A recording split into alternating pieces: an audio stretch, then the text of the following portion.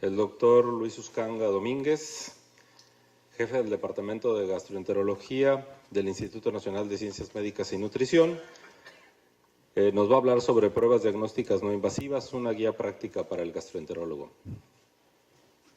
Gracias, Miguel. Gracias, Beto, por recordarnos algunos de los trabajos que te hemos leído. ¿Qué mejor que un método no invasor que una historia clínica cuidadosa? ¿Qué mejor que preguntarle al paciente si tiene familiares que tienen enfermedad celíaca? Desafortunadamente la mayoría en México ni saben qué es eso, pero bueno, hay que preguntarlo. Si ha tenido problemas intestinales, si ha tenido otras enfermedades autoinmunes asociadas a la enfermedad celíaca. No podemos diagnosticar cuando no tenemos ningún índice de sospecha de la enfermedad. Si no sospechamos una enfermedad, no la buscamos, y si no la buscamos, no la encontramos, y si no la encontramos, podemos pagar, sobre todo el paciente, las consecuencias de estar mucho tiempo sin diagnóstico de un padecimiento que cuando está bien instalado causa un síndrome de absorción intestinal deficiente, aún en ausencia de diarrea. De hecho, la mayor parte, como vieron ahora, sin diarrea, pero que puede tener efectos deleterios sobre su salud. Pero algo que quiero enfatizar aquí es que evitemos prescribir una dieta sin gluten si no descartamos enfermedad celíaca. ¿Me estás oyendo, Ornelas? Aquí estás. ¿Por qué? Pues porque si no tenemos un diagnóstico de enfermedad celíaca, leemos el cerebro de pan y decidimos quitarnos todo y decimos que mejoramos de nuestros síntomas, esto quiere decir, o de nuestras molestias, primero de que no estábamos asintomáticos antes de quitar la dieta sin gluten, de quitar el gluten de la dieta, de seguir una dieta sin gluten, y segundo, que minimizábamos muchos de los síntomas que pueden estar presentes en los enfermos celíacos, como meteorismo y flatulencia. ¿Me estás oyendo, Ornelas? Y algunas otras alteraciones cognitivas, no te voy a decir si me estás oyendo, y que pueden estar asociadas a la enfermedad celíaca.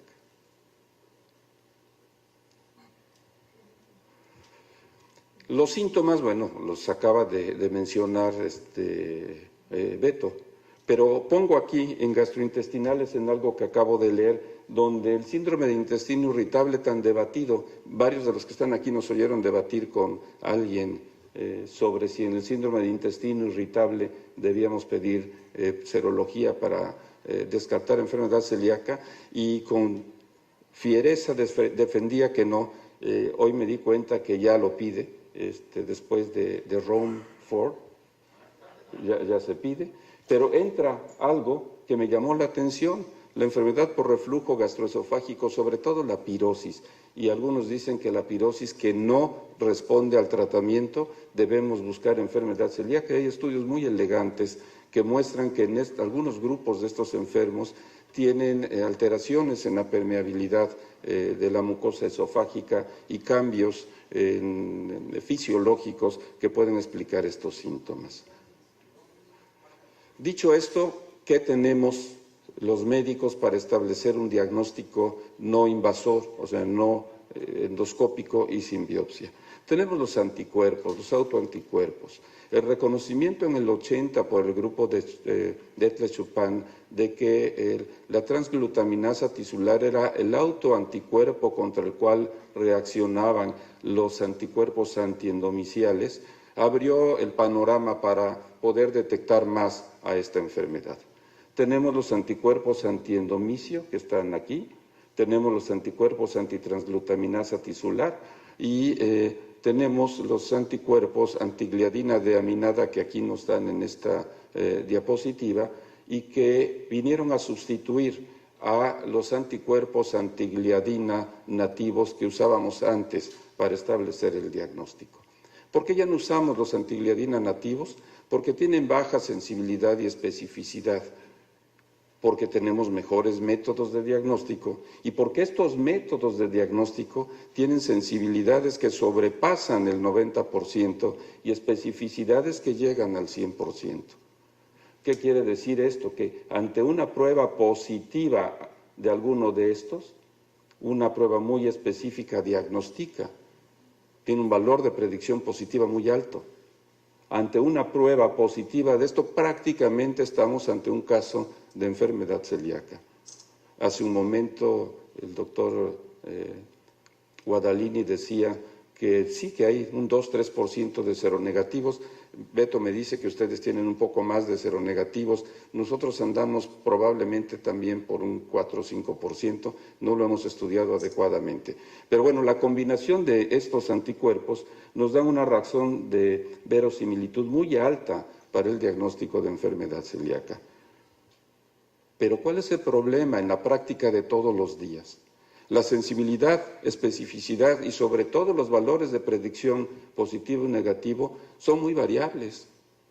Y ya se ha demostrado en grandes estudios que el mismo anticuerpo antitransglutaminasa tisular, el mismo suero que es positivo enviado a diferentes laboratorios, sale positivo en los laboratorios expertos, en los centros de especialidad y referencia, pero no sale positivo en los laboratorios comerciales.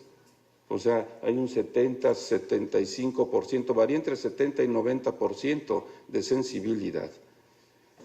El otro aspecto importante es que se tendrán que poner valores de referencia. ¿Por qué tenemos que aceptar el nivel de corte de 20 que hoy se mencionó también en los antitransglutaminasa de algunos laboratorios, y otros son niveles de corte distintos porque otros son métodos distintos? Por ejemplo, en el instituto, la persona en inmunología que hace los anticuerpos antitransglutaminasa tisular nos pidió todos los diagnósticos definitivos y él tiene niveles de corte que nos los propuso en un congreso nacional, una semana nacional, me parece que fue en Cancún, que son notablemente más bajos, tomando en consideración como estándar ideal de diagnóstico la biopsia ante un cuadro clínico que para que vean nuestro poco índice de sospecha en instituciones donde vemos mucha anemia, mucho distiroidismo, mucho síndrome de Sjögren, mucha osteoporosis, mucha osteopenia.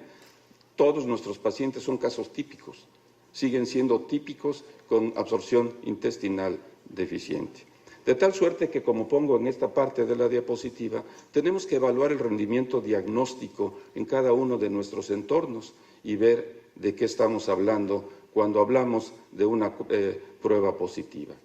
Esta es una tabla que tomé de un estudio publicado este año y en donde hace la comparación de los criterios del Colegio Americano de Gastroenterología, de la Organización Mundial de Gastroenterología y de la Sociedad de Pediatría, de Gastroenterología y Hepatología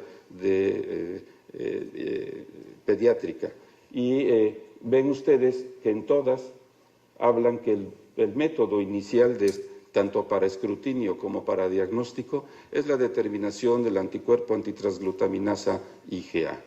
El IgG es útil cuando hay IgA baja, o sea, cuando hay hipoglobulinemia, cuando hay la inmunoglobulina A disminuida, y entonces van a salir negativos, falsamente negativos, todos los que son IgA, pero ahí podemos echar mano del IgG.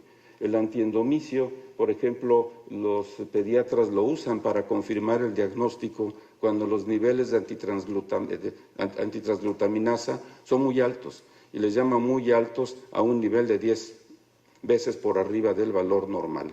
Esto ya lo hemos analizado en nuestro entorno y en nuestro entorno solo el 30% de personas que tienen enfermedad celíaca podrían evitar la biopsia. Pero bueno, regresaré a esto posteriormente. El otro problema que tenemos, y es muy real en nuestro medio, es lo que cuesta establecer un diagnóstico a partir de pruebas serológicas. Esto no está actualizado, esto fue antes de que ganara el señor Trump, entonces yo creo que ahora van a ser más caros porque todo lo importábamos de fuera. Y entonces estos son los precios de 6 diferentes hospitales para anticuerpos antigliadina de aminada, que es algo que podría ser equivalente a antitransglutaminasa, de antiendomicio y niveles de IgA.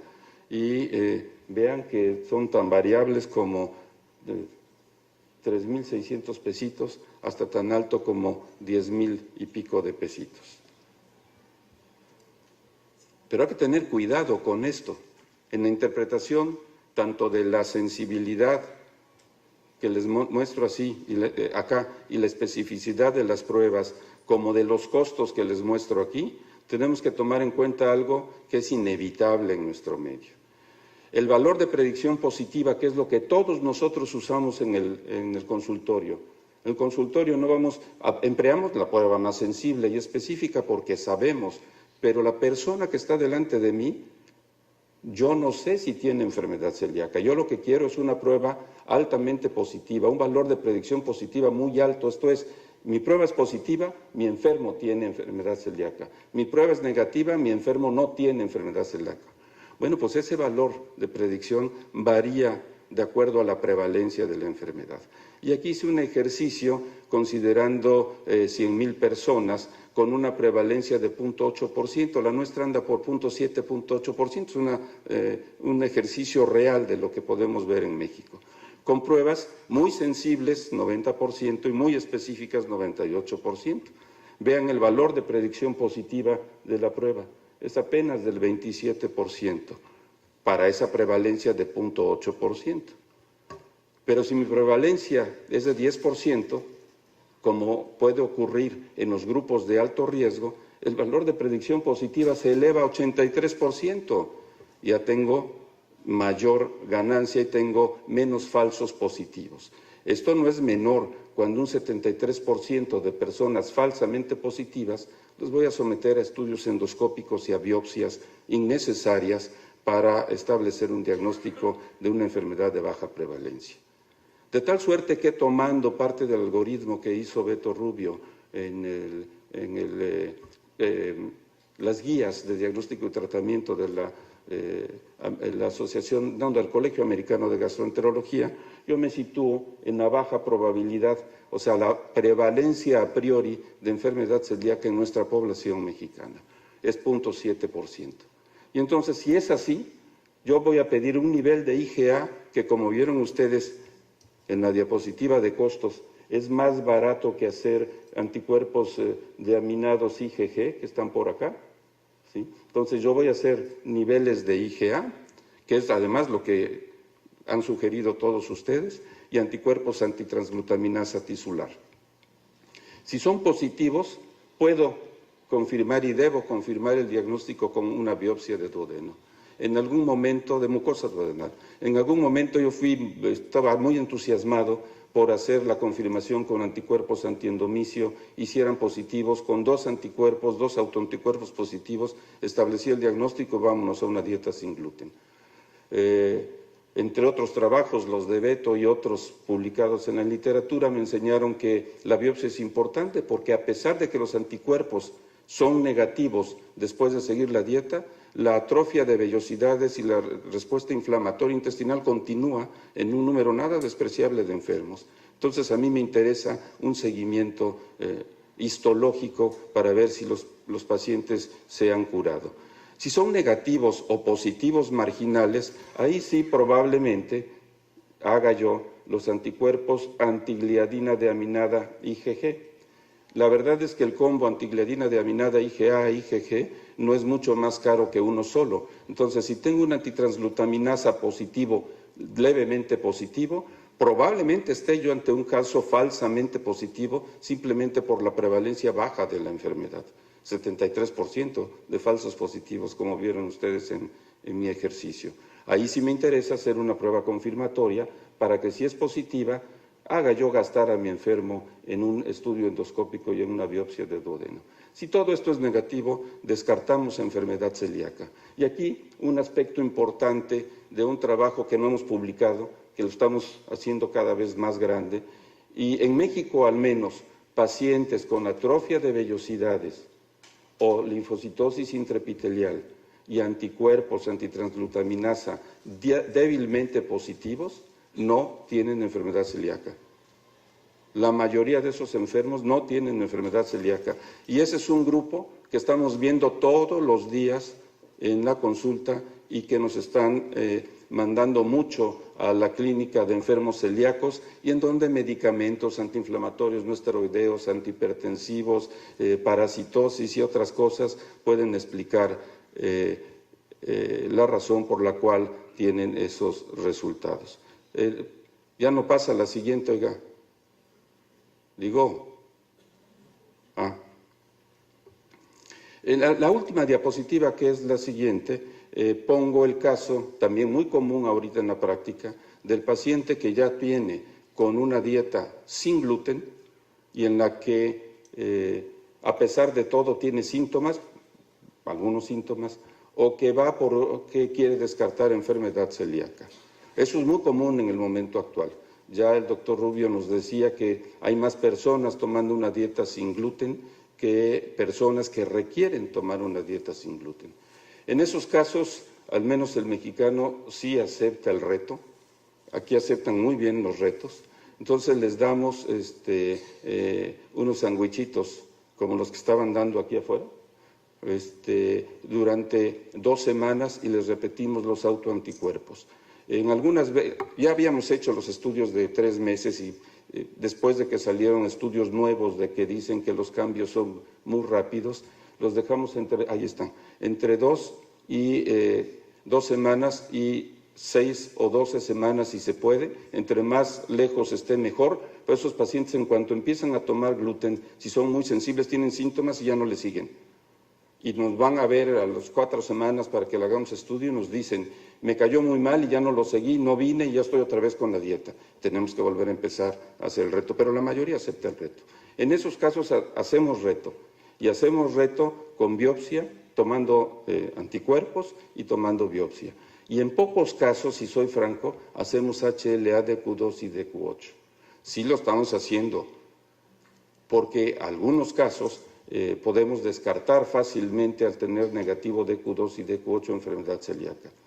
Pero al igual que otros países latinoamericanos, específicamente en Argentina, me lo platicaron los amigos de Argentina, y los chilenos y otros grupos han encontrado escasos pacientes, muy raros pacientes, que son DQ2, DQ8 negativos y que tienen enfermedad celíaca.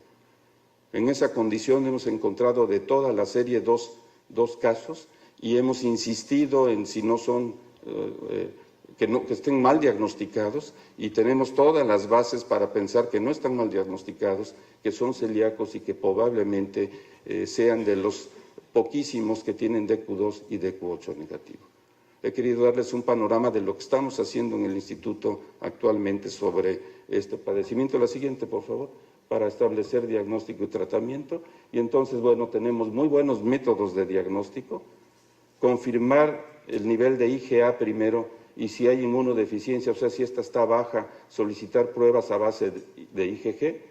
Utilizar los exámenes más específicos, esto es, antitransglutaminasa es para escrutinio, antiendomicio es para diagnóstico, para confirmar el diagnóstico. En mi opinión, la biopsia de mucosa duodenal sigue siendo el estándar ideal de diagnóstico, pero no toda la atrofia de vellosidades en nuestro país y en todo el mundo es debida a enfermedad celíaca.